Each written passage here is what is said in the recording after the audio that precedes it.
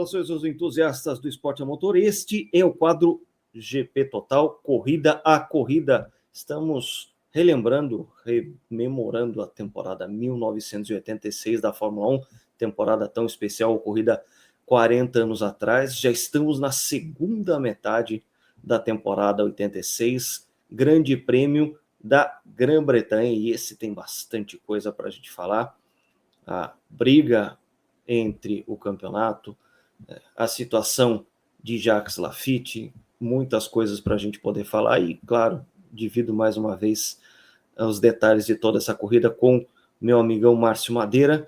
A gente tem que começar pela própria contextualização, porque essa foi a última aparição da incrível pista de Brands Hatch na Fórmula 1, uma pista que ela existe em sua configuração clássica até hoje, só que há muito tempo já se via que era incompatível com aqueles monstros da Fórmula 1 da era turbo. Boa noite, amigão. Boa noite, Lucas, amigos de casa. Bom, vou começar contando um segredo para vocês aqui. O João brigou com a gente, puxou nossa orelha para a gente não falar isso, mas deixa eu contar um segredo para vocês. 1986 é a melhor temporada da história da Fórmula 1. João, me desculpa estar falando isso. E se você ainda não chegou a essa conclusão, vendo Espanha e vendo Detroit, aperta o cinto, que daqui para frente, meu amigo, daqui para frente é pauleira até o fim. O único respiro aí é a Áustria. De resto, daqui para frente, não tem mais sossego. Daqui para frente você vai entender, vai ver a escalada. Daqui para frente a adrenalina do início ao fim. Aperta o cinto, porque Brands Hatch 86, na minha opinião, pessoal, nunca houve uma combinação carro-pista tão assustadora na história da Fórmula 1 e tão incompatível, tão... eu nem sei definir. Assim, a volta do Nelson na classificação de 86 é poesia pura. É o piloto justificando o salário dele ali. É um carro que não cabia. Eu digo para você, Lucas, o Brands Hatch naquele final dos anos 80 já estava perigoso para a Fórmula 3000. Tanto que Johnny Herbert se acidenta lá com tanta seriedade. Claro. O carro de Fórmula 3000 já era perigoso naquela pista. Dava para andar, mas já era perigoso. O carro de Fórmula 1 não cabia. Em classificação, então, nem se fala. Então, em termos de combinação, de sensação de velocidade, de que o piloto tá segurando o touro pelo chifre, essa sensação você não vai encontrar em nenhuma combinação mais do que em Brands Hatch 86. Nenhuma. Você olha aquela volta do Nelson da classificação, você fica apavorado. Você fala, cara, nem simulador que não corre risco de vida eu teria condição de fazer um negócio desse. Se você usar um motor para fazer a curva, como ele estava usando, o carro não vai sair de frente, você vai dar pedal, derrapa a traseira, o carro volta e se sai.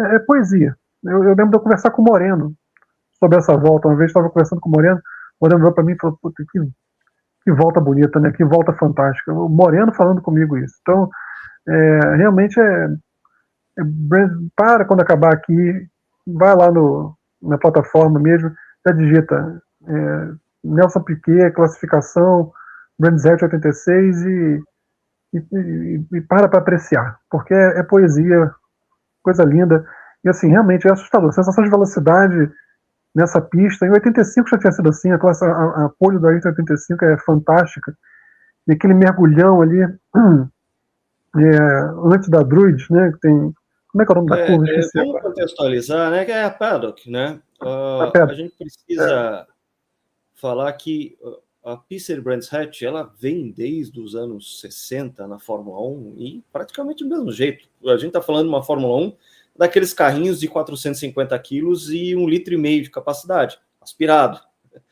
Carros de 200, 220 cavalos.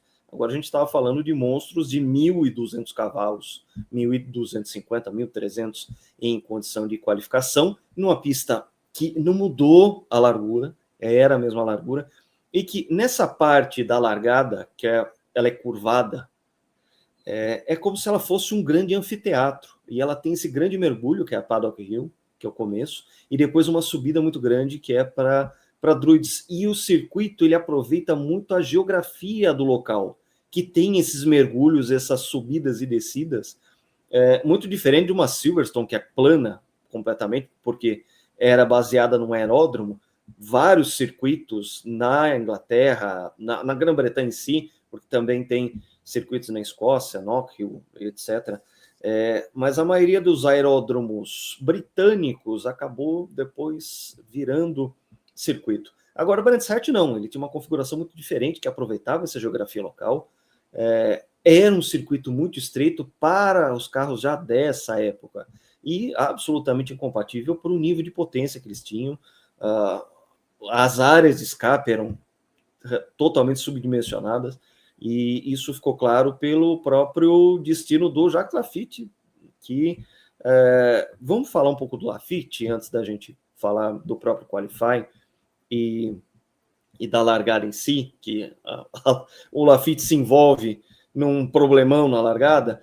O Laffite, ele vinha, primeiro, ele já conhecia o Frank Williams desde a década de 70. Ele começou com a equipe do Frank Williams, ainda era naquele esquema da ISO Marlboro, nos anos 70, meados dos anos 70, antes dele se associar ao Patrick Head e fundar a Williams Grand Prix Engineering. Por que eu estou falando isso? Porque o Jacques Laffite, ele é daquela safra de grandes pilotos franceses que chega na década de 70, mas chega pela mão do Frank Williams. Ele faz um segundo lugar em Nürburgring 75, incrível, uma corrida vencida pelo Reutemann.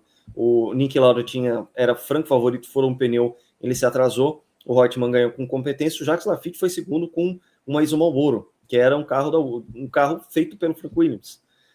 Depois daquele episódio em que o Walter Wolff comprou a estrutura, fundou a Wolff e deixou o Frank Williams na mão, ele se refaz em torno da Grand Prix, na Williams Grand Prix Engineering, e o Jacques Laffite vai voltar a pilotar por Frank Williams em 83 e 84 de maneira muito mal. Ele faz 2 campeonatos muito ruins, mas o Jacques Laffite sempre foi um cara muito expansivo, sempre foi um cara de trato muito tranquilo, um cara muito bem-humorado, então ele meio que fazia parte da família.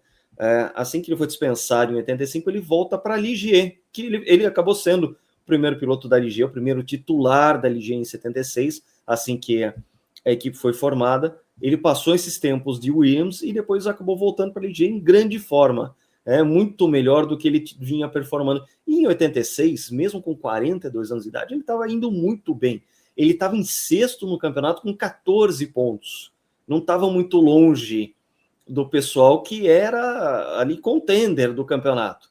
Ele tinha conquistado pódios, fez pódio no Brasil, fez pódio em Detroit, chegou a liderar a corrida de Detroit, isso é importante também frisar. O carro da Ligier em 86, ele era muito bem nascido, casou muito bem com os pneus Pirelli, e o Jacques Laffite, por ter vindo ali de meados dos anos 70, ele estava prestes, neste fim de semana, a igualar o recorde de largadas do Graham Hill, que à época eram 176 Grand Prix. Então ele estava num fim de semana que seria de celebração. Seria, por quê? Porque ele viveu um inferno astral. Ele teve problemas de confiabilidade, o motor dele estoura durante os treinos. Tem até uma foto bastante impressionante, uma foto que é a cara dessa Era Turbo, vou compartilhar aqui. Porque ela é visualmente impressionante e ela é muito significativa. Os turbos, quando estouravam tudo, era mangueira de óleo e tudo mais, então esse fogo amarelo é certamente alguma linha de óleo ou algum motor que realmente rachou inteiro. O óleo espirra para todo lado e forma essa... porque estouro de turbo é fumaça branca. Agora, esse óleo todo aí é porque, esse fogo amarelo é porque romperam-se linhas de óleo, cárter, foi tudo por água abaixo aí. E ele, na largada, tem um acidente que acaba encerrando sua carreira na Fórmula 1. Uma pena. Um episódio que tem até paralelo, eu encontro um paralelo muito grande com a campanha do Olivier Panis pela Prost em 97. Ele estava fazendo muito parecido com o Laffite, com o carro azul, vindo da Ligier. Ele tem um acidente que quebra as pernas também, no Canadá, em 97. E em Brands Hatch ele tem esse acidente na largada. Mas vamos falar agora, voltar para treinos e largada, porque a gente tem aqui as imagens e tudo mais. Já volto a bola para você, Márcio. Sobre o Laffite, só uma curiosidade. Ele provavelmente foi o maior piloto da história de Jarama, né? Jarama já não estava mais no calendário em 86. mas provavelmente ele foi o maior piloto da história de Harama. Ele tinha umas linhas ali que ninguém nunca conseguiu copiar. Fez 3 poles consecutivas lá. É uma curiosidade a respeito dele, mas enfim. Vamos lá. Brands Hatch 86. Frank Williams volta pro paddock. Uma cena icônica dele sendo aplaudido, de pé por todo mundo quando volta. E ninguém foi mais afetado pela ausência de Frank Williams do que Nelson Piquet. E Nelson Piquet tinha um acordo com ele. A partir do momento em Detroit, o Frank já estava conseguindo se comunicar, e aí o Nelson passa a ter o carro reserva disponível, porque isso era um acordo que ele tinha com o Frank, e o Frank, fora de combate, ninguém tinha certeza a esse respeito. Então, quando o Frank volta a se comunicar, eles vão ao hospital, o Frank confirma isso, e a partir de Detroit, o Nelson passa a contar com o carro reserva. Isso tudo vai ser importante, essa imagem icônica, né, o Frank de volta, é uma corrida muito importante para Williams, pela presença dele de volta ali, e também, além de tudo isso, os carros estavam muito bem, muito fortes, e o Nelson estava em missão. O Nelson era um piloto em missão. A gente viu o rosto dele no pódio na França, aquela imagem que fala tudo. O Nelson estava transbordando já, e realmente estava. Esse é o melhor Nelson, né, a partir desse momento. Para quem não viveu essa época, deixa eu contar uma coisa para vocês, mais um segredinho. Nigel Mansell era muito forte correndo em casa. Muito forte na Inglaterra. Tanto o Brands Hatch quanto o Silverstone, o Nigel Mansell sempre foi muito, muito forte. Muito forte mesmo. Venceu a primeira vez em Brands Hatch 85.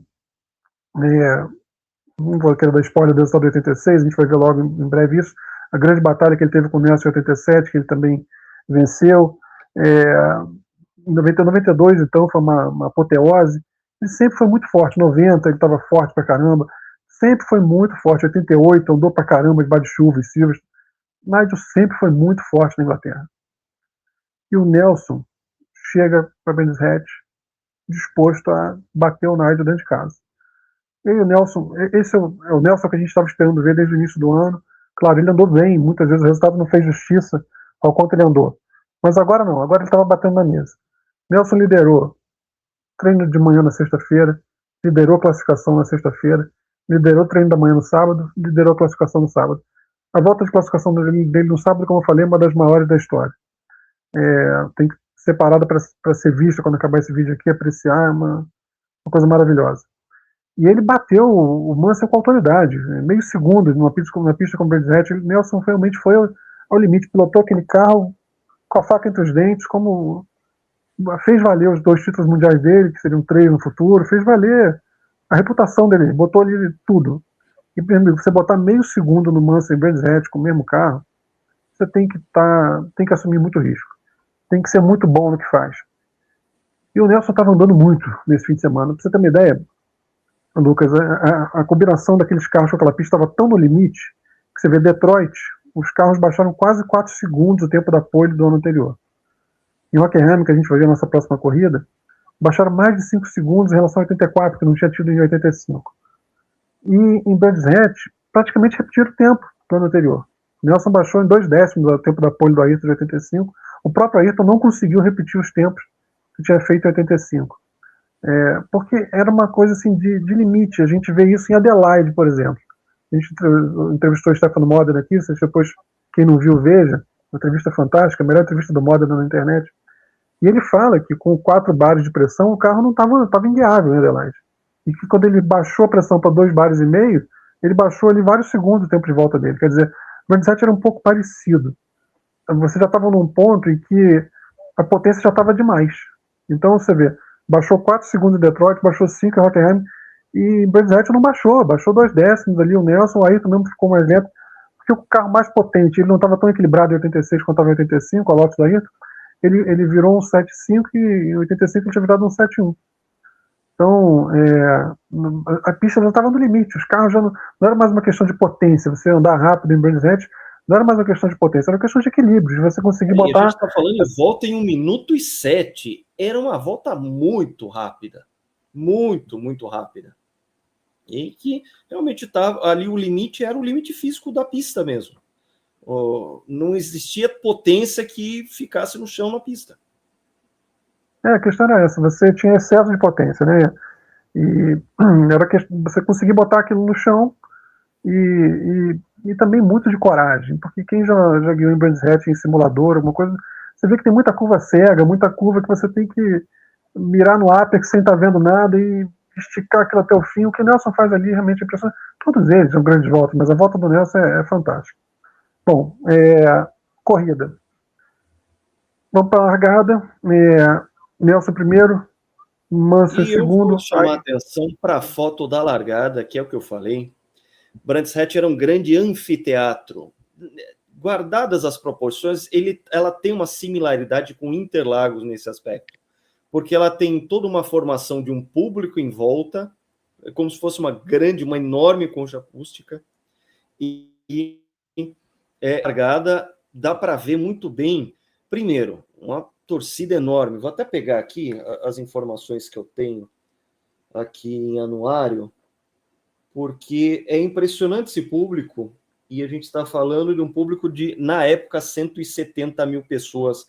Lembrando que lá na Espanha, aquela corrida incrível, teve 15 mil pessoas só no autódromo como público pagante no domingo. Impressiona, claro, a torcida, arquibancadas muito cheias, praticamente dentro do limite de arquibancada, de estrutura que eles tinham para os fãs britânicos à época. Você tem um piloto britânico disputando o título, coisa que eles não tinham desde o James Hunt. E, claro, a própria pista, dá para ver o quanto a pista é muito limitada em termos de largura, a proximidade, a faixa de grama, por dentro ela é praticamente inexistente, por fora ela é muito pequena para você ter uma segurança mínima. Porque a gente está falando aí de uma curva em alta velocidade, uma curva em flat, mas é uma curva. Você não tem uma configuração de reta. E depois dessa largada, você tem esse grande mergulho que é da paddock. Ou seja, era um circuito que oferecia esse limite, esse extremo para os carros de motor turbo dessa época. É uma coisa que é fora de medida. A gente vê os carrinhos ali, aquelas British Pathé, aqueles videoclipes antigos dos anos 50 e 60. A gente vê ali nos anos 60 a pista de Brands Hatch era rigorosamente a mesma, só que com aqueles carros que eram fiapos de 1,5 litro e que eram muito leves e muito pequenos, esguios pra caramba, pilotando exatamente nessa mesma pista. Ou seja, a dimensão ali. Esta foto ela é emblemática para dizer o que a gente está falando a respeito de que essa pista já não tinha mais condição de receber a Fórmula 1 nessa época e os caras estavam ali realmente justificando o salário. O tema é esse mesmo, estava justificando o salário. E assim, não tem praticamente reta, né? A reta que você tem ali é o mergulho para Hawthorne, né? Aquele mergulhão que devia ser uma coisa de maluco ali. Na parte de trás do circuito, já dentro da floresta ali. Depois da Surtees ali, aquele mergulhão para Hawthorne, né? Mas enfim, largada.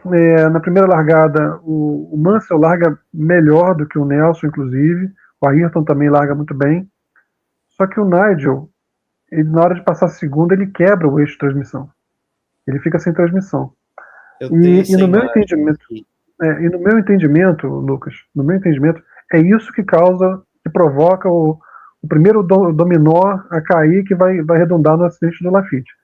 Porque o acidente todo começa, o Nigel ele ultrapassa, ele chega a ficar à frente do Nelson, o Nelson passa a segunda, ele perde a transmissão, ele vai no embalo e ele segue pela linha externa, no embalo.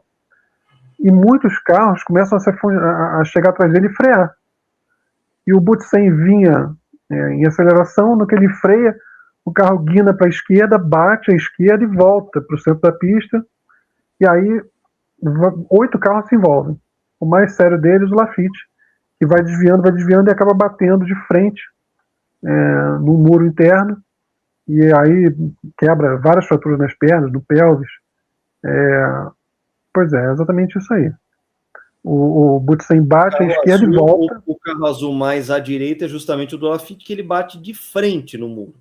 É um muro que, claro, em condições normais, ele não receberia um impacto frontal, mas ali o carro dele foi jogado para dentro, e a inércia fez com que o carro apontasse para dentro do muro e fosse jogado com toda a energia que a largada já tinha, num choque frontal que acabou quebrando as pernas do Laffite. Né? Ele saiu bastante machucado, e a curiosidade é que ele foi atendido pelo Jonathan Palmer, que era uma das Zack Speeds que estão ali. Dá para ver ali duas manchas de carros branco e vermelho junto ali de uma Aeros, cor creme, e uma Osella saindo à esquerda aqui com um aerofólio vermelho e predominantemente amarelo. A gente consegue ver esses carros envolvidos. Tem uma outra Osella mais para frente, uma Minardi ali também mais adiante, provavelmente do Nannini, tá? E o Laffite ali estancado, ele bateu realmente de frente no guardrail, não teve a menor chance de desviar, e ele foi levado a esse choque frontal. Pois é, muito curioso isso, dele ter sido atendido pelo Palmer, né, que é médico. Eu acho fantástico isso, assim. O Palmer saiu do carro já vendo que a situação do Laffite era séria, ele começa a atender o companheiro, né, o amigo ali, o Palmer de capacete, de toda indumentária de piloto, e atendendo o Laffite, que estava sinalizando que estava com muita dor. Uma daquelas imagens. E aí demora-se 80 minutos para ter a segunda largada, porque muito tempo para tirar o Laffite, e precisava que o helicóptero fosse para o hospital e voltasse. Né? Então, 80 minutos. Nesses 80 minutos, a equipe Williams ela trabalha em duas frentes. Primeiro, uma parte da equipe começa a consertar o carro do Nigel, a trocar a transmissão. E outra parte... Dá uma ideia da dimensão do estrago, porque você vê aí que o monocoque ele racha. E o monocoque de fibra de carbono e Kevlar já era todo de fibra de carbono e Kevlar, mas que não resiste à pancada. Essa imagem mostra bem o estado que ficou o carro do Laffite. O Laffite ainda quebrou as pernas, saiu mal, mas saiu vivo, saiu ok, guardadas as devidas proporções.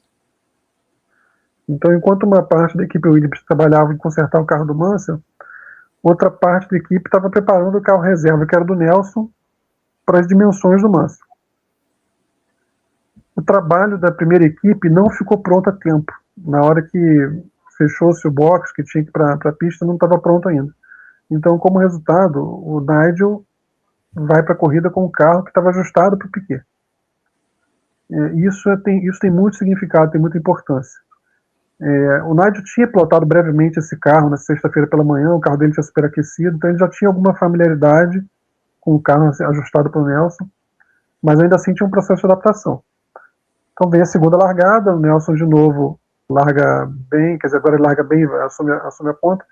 O Nigel larga em segundo, mas ele está ainda hesitante um pouquinho com o carro ajustado para o Nelson, e o Berger se aproveita disso. O Berger larga melhor do que o Ayrton nessa segunda vez. O Berger se aproveita disso, e na decisão ali que eu falei da direção Hawthorne, isso é uma daquelas... Amigos, olha, se preparem para uma grande corrida, tá? A gente vai narrar aqui uma grande corrida, uma corrida de verdade. Aquele papo de que Fórmula 1 antigamente, esquece. Tá? Uma corrida de arrepiar.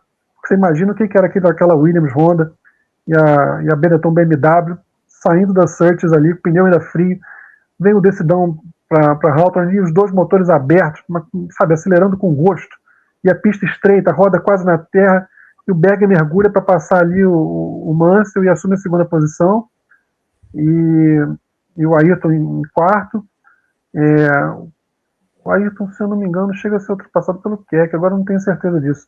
Não, enfim, eu sei que o importante ali é que estava o Nelson, o Berger e o Mansell. Só que o Mansell começa a se adaptar muito bem ao ajuste do Nelson, e começa a gostar do carro ajustado pelo Nelson. E lá para a terceira volta ele repete a ultrapassagem. A mesma coisa que o Berger tinha feito com ele faz com o Berger. Sai da Surtees muito colado e vai botando o carro pro lado, quase para fora da pista, e os dois abrem o motorzão naquele mergulho, e de novo aí o Mansell devolve a ultrapassagem e assume a segunda posição. As Williams estavam numa classe à parte nesse dia. Além dos carros estarem muito rápidos, os pilotos estavam em modo de guerra, de batalha. Era Brands Hatch 86 e Silverstone 87 tem muito a ver com o Japão 89 de Senna e Prost, que os dois estão em disputa direta e franca do início ao fim. Nessas duas provas, os dois disputa direta do início ao fim, limite o tempo todo. Tanto que vão chegar quase 2 voltas à frente do terceiro. Pra eu ter uma ideia de como foi a coisa. Passou pelo Berger e uma batalha. Um dos melhores livros em português sobre automobilismo é o livro do nosso chefe, Eduardo Correia, Fórmula 1 pela Glória e pela Pátria. É uma obra hoje difícil de encontrar, se conseguir achar alguma, compra e devora, porque aquilo ali é sensacional. E ele fala isso, meninos, que corrida. Porque a partir daí o que acontece?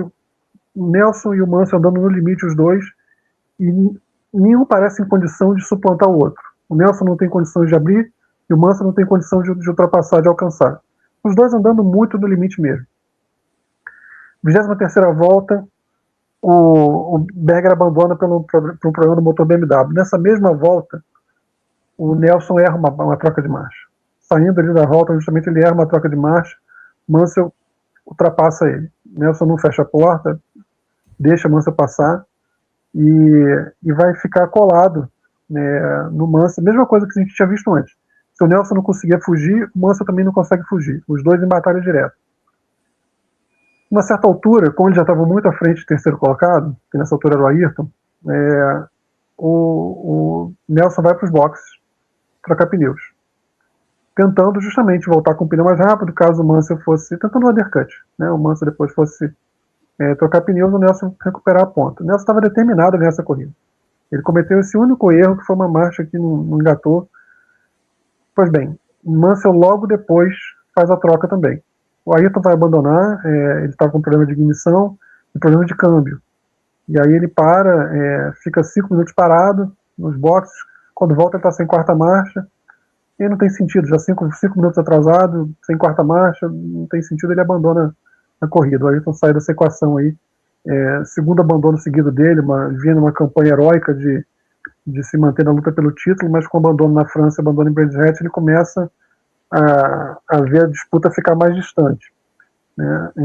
Você vê que já não tinha patrocínio de tabagismo, né, nessa época no Reino Unido aí.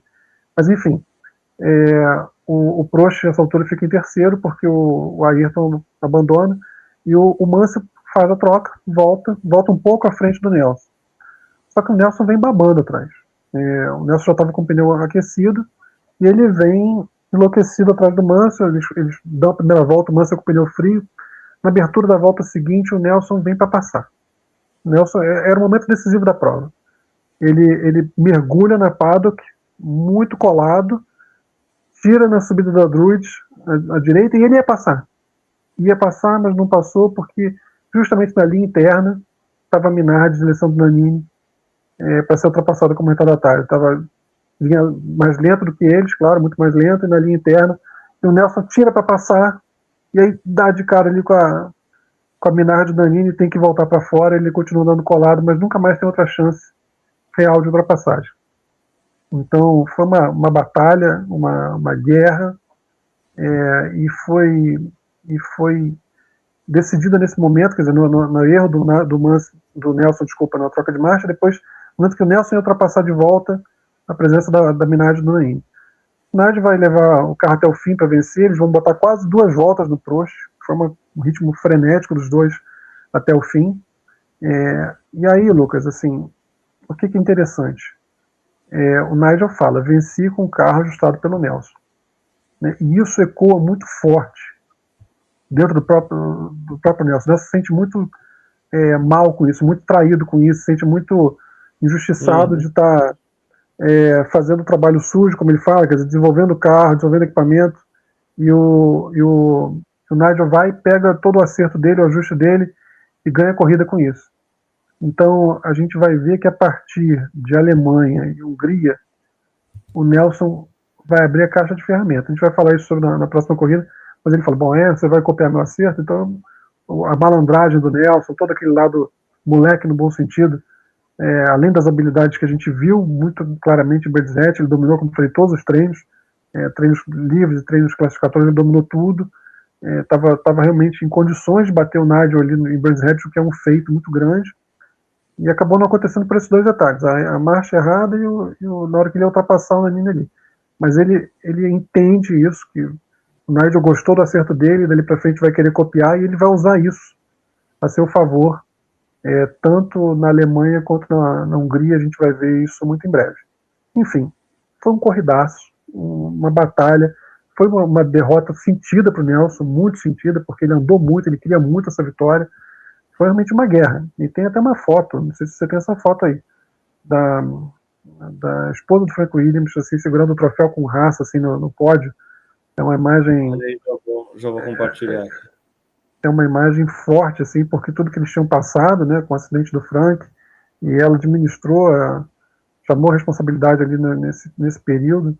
Essa foto você puder dar um zoom, assim, né, eu não lembro o nome dela agora, mas se puder dar um zoom, assim, essa expressão dela é muito, assim como o do Nelson falava muito na França, ela segurando esse troféu, assim, acho bem legal. E como falei, é assustador, né? Eles colocaram quase 2 voltas no Prost, quase 2 voltas. A partir do quarto colocado, todo mundo tomou 2 voltas. Então foi uma corrida daquelas de limite o tempo todo. Nelson andou muito, Nigel andou muito. O Ayrton certamente teria chegado à frente do Prost. Ele tinha ritmo para chegar à frente do Prost, para ser o terceiro. Ele já estava usando o motor F15C, uma versão aprimorada do Renault, que economizava mais combustível. Ele certamente teria sido o terceiro, mas abandonou, enfim. Aí o que sobraram foram os outros 3, né? O Mansell, o Nelson e o Prost acaba herdando a terceira colocação. E aí também, curiosidade, né? Não só esse momento aí do troféu, é Jeannie Williams, que era a esposa do Frank Williams, recebendo o troféu, o Frank Williams de volta. Ela também passou todo um drama pessoal de recuperação no próprio Frank, que nunca mais andaria, passaria o resto dos dias em cadeira de roda. A equipe Brabham utilizou 2 chassis diferentes para Brands Hatch. Ricardo Patrese, claro, a Brabham estava naquela temporada muito complicada, a BT-55 não funcionando, o falecimento do Hélio de Angelis, e o Ricardo Patrese, vou até aqui puxar a foto, ele vai com o carro de 1985, enquanto o Warwick usa o carro titular de 86. Vou colocar primeiro na imagem aqui o carro do Warwick. Continua sendo um belíssimo carro, muito baixo, bem mais baixo que qualquer outro modelo. Curioso que o Warwick andou melhor, né? Assim, o Bernie, até numa entrevista brincando antes da corrida, falou que ia botar esse carro no Museu de Donington, mas esse carro andou melhor do que nas mãos do Patrese, né? Com o Nelson, o 54 tinha andado muito bem em Brands Hatch 85, mas ele não repetiu o mesmo desempenho em 86, não. E o BT-55, esse que vocês estão vendo, acabou andando melhor. Só uma coisa que eu esqueci de falar, que o Nigel também assumiu a liderança, né? Foi a primeira vez que ele assumiu a liderança do Mundial, se eu não estou enganado, após essa corrida daí. Já vamos para os números também, a gente já vai para os números. Chama muita atenção esse carro, o tamanho da asa traseira, é realmente muito grande, e dá para ver aqui. Vou colocar agora a imagem do Patrese entrando na Druids, e a gente percebe bem a diferença de desenho entre um carro e outro. A 55 realmente era um passo muito radical em termos de design, em termos de soluções para tentar baixar o centro de gravidade, mas que acarretou um monte de outros problemas. Mesmo assim, o carro de 85 não foi melhor que o de 86. O Warwick realmente andou mais que o Patrese nesse fim de semana, mas nada que fosse também muito melhor do que eles tinham conseguido. Não terminaram nos pontos. O Warwick foi só 8º colocado, 3 voltas atrás.